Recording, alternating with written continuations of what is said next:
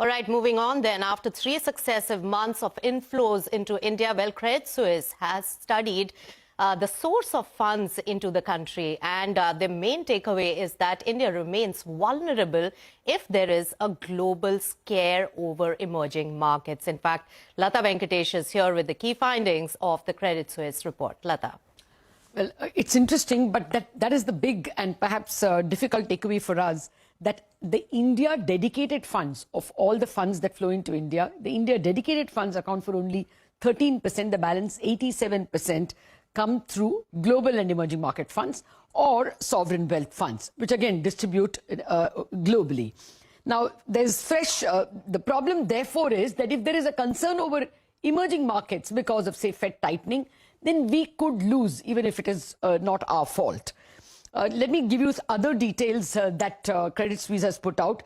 They say mutual funds and hedge funds accounted for 3/4 of the outflow that happened, if you remember, from September to June, those 9 months of outflows. And in the inflows, mutual funds were the ones who bought back most of it in the last 3 months. Sovereign wealth funds have been more sedate. They have bought all through those 9 months when everyone was running away from India, and their total share in FPI, total portfolio funds, has gone up from 12% in 2017 to 16% now. So that's a positive for India funds. They have separately, Credit Suisse has studied 6,300 funds, which account for about 70% of the total mutual fund hedge fund flows into India. And this is that breakup. So this is not the breakup of the entire universe of funds, but the 6,300 funds, which account for 70% of the flows. They say 13% only came from India dedicated funds, as we just said. Emerging market funds brought in 47%. Global funds, through global funds come another 31%, and another 9% comes through Asia funds. Now, Credit Suisse also says that active emerging market funds accounted for half the FII selling in those 9 months, September to June. Emerging market funds, actually, their overweight over India has gone down. They were at about 60% overweight in 2017. Even now they're overweight, but they're only 9% overweight. And the fall in overweight is because India's weight itself has increased. It's also because of new listings, higher free float in some stocks. And as I said, outperforms, therefore India itself the weight has increased.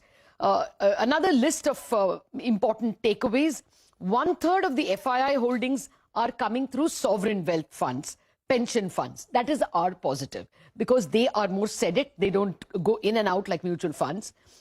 But that is only 31%, 1/3. For the remaining, we remain vulnerable to what global emerging market, global funds think about emerging markets. If they think that because of the Fed tightening there will be outflows, then there can be outflows. But the vulnerable pocket is really financials. Credit Suisse, however, is positive on financials because that sector is undervalued, they say, and there is a possibility of earnings upgrades. All right, Lata, thanks a lot for getting us all of the highlights of this very interesting note from Credit Suisse.